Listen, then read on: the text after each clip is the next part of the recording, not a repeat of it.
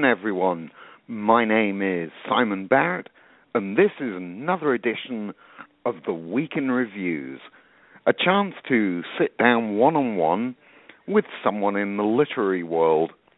My guest today is author Matthew Heines, probably most well known for his series of books about his time spent teaching in Oman and Saudi Arabia. They are part travelogue and part social commentary. Today, though, we're going to discuss another of his books. Title is Deception of the Ages. Matthew, welcome again to the program. Thank you, Simon. It's really nice to be here again. For the benefit of our listeners, why don't you tell us a little bit about yourself? Who is Matthew Heines? Well, I guess we are who we are is what we do. So I guess I would be a teacher. I've been teaching for over 20 years. I've been teaching since 1994. I've worked from Alaska to Washington State. I've worked in the Middle East, in the countries of the Sultanate of Oman and Saudi Arabia. The last job I had was as a instructor at the Air Defense Academy in Saudi Arabia. And if anybody doesn't know what air defense is, that's the system that you use to defend against aircraft that might be hitting your buildings, which is kind of ironic that I'm teaching the Saudis how to protect their buildings when a few years ago they were attacking ours. So kind of ironic. Yes, indeed. So, you have three books that, as I said, are part travelogue and part social commentary, and then, at least in my mind, because I'm a simple guy, you have Deceptions of the Ages, which to me, I went, this is a little different. This isn't the Matthew Heines that I'm used to reading. Using a very broad brush,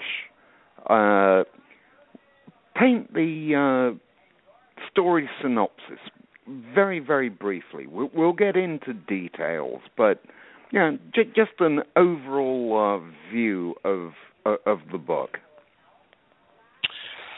Well, the book is it's a description of the modern world based on but before I can talk about the modern world, I have to build a rather extensive framework of talking about the ancient world, because as I think it was Dr. Edmund Burke who said that you don't know where you are until you know where you've been. And so a lot of people come out, like if you watch YouTube, a lot of people come out and they make all these outlandish claims, and I just blow it off because, I'm trained as a historian and I teach history, and I hear these things, and if you're going to come out with an outlandish claim, you better have something to back it up with.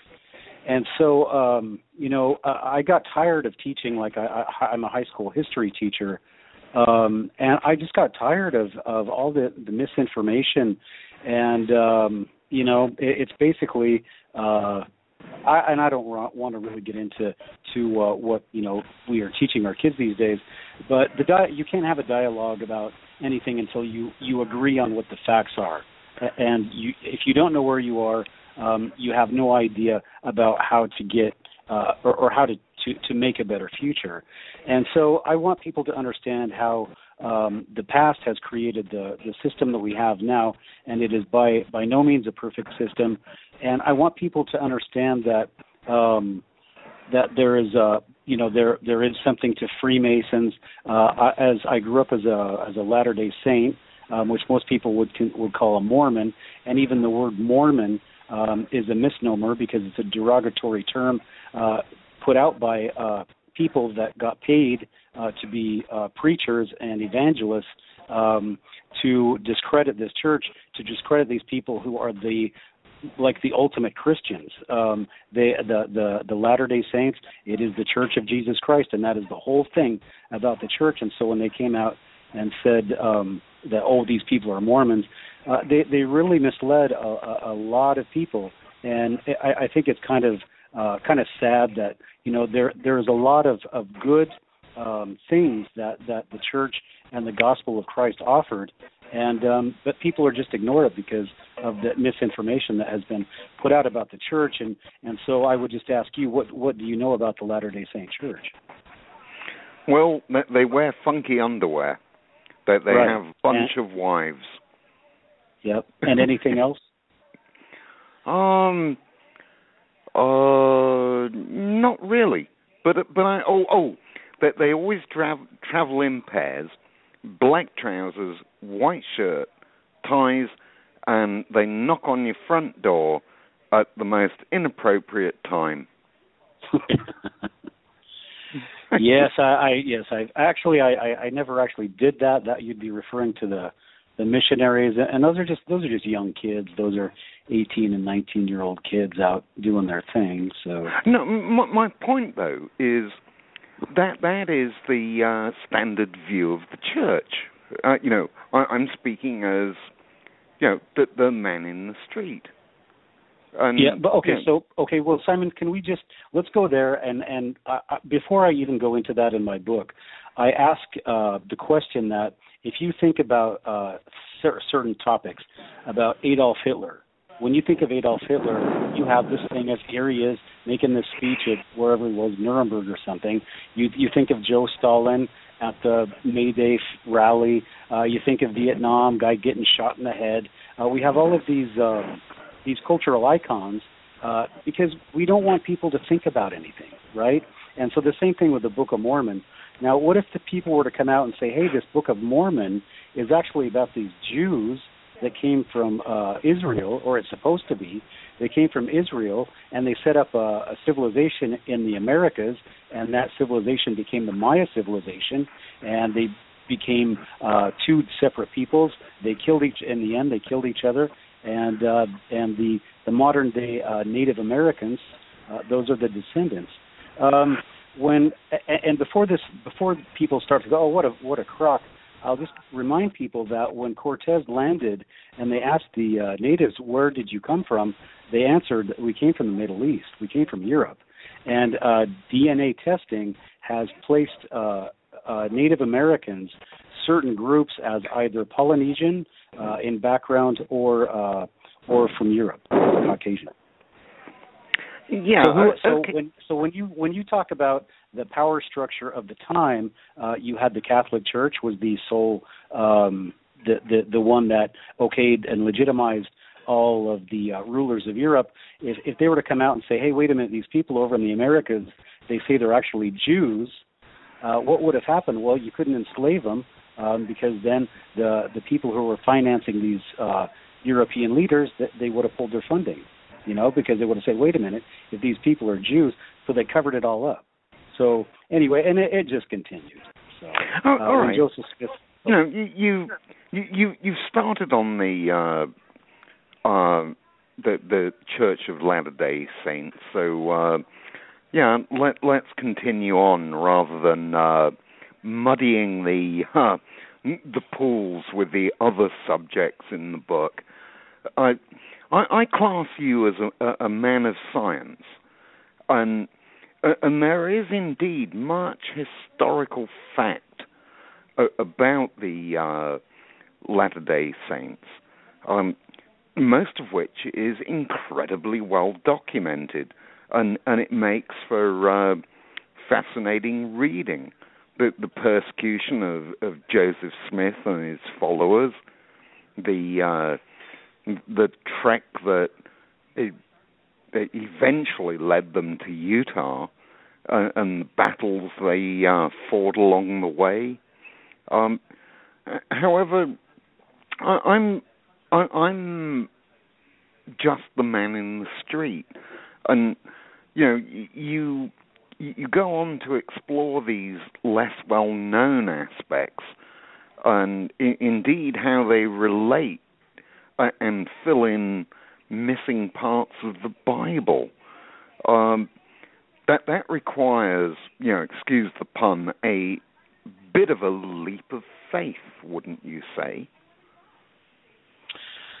Well, yeah, it's religion. I think that as who was it? Mark Twain said religion should be taken in moderation, and I believe that because religion is arbitrary. You're talking about something that you have to believe what somebody tells you, because unless somebody comes to you like God or Jesus or some angels, then what proof do you have other than people's words? And if I wasn't a Latter-day Saint, I honestly would think that Christianity really was a crock.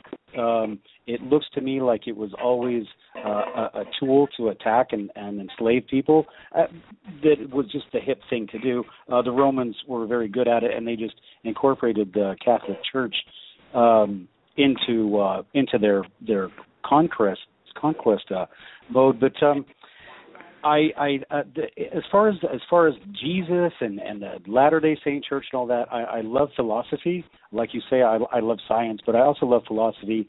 And if you study Socrates and Plato, Socrates, great teacher, said it's you to suffer a wrong than to wrong somebody else. And Jesus came along, and I believe that. And I believe that if you suffer wrong and you are able to forgive somebody, which I really can't seem to do, then I think that really makes you a better person.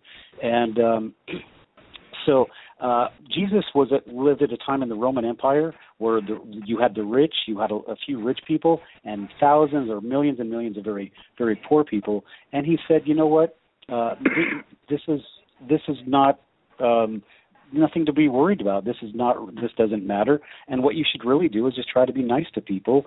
And if everybody, and that's what Socrates and Plato say in the dialogues, is that if you have thieves and everybody's a thief, you can't have a society. But if everybody trusts each other, you can have a society.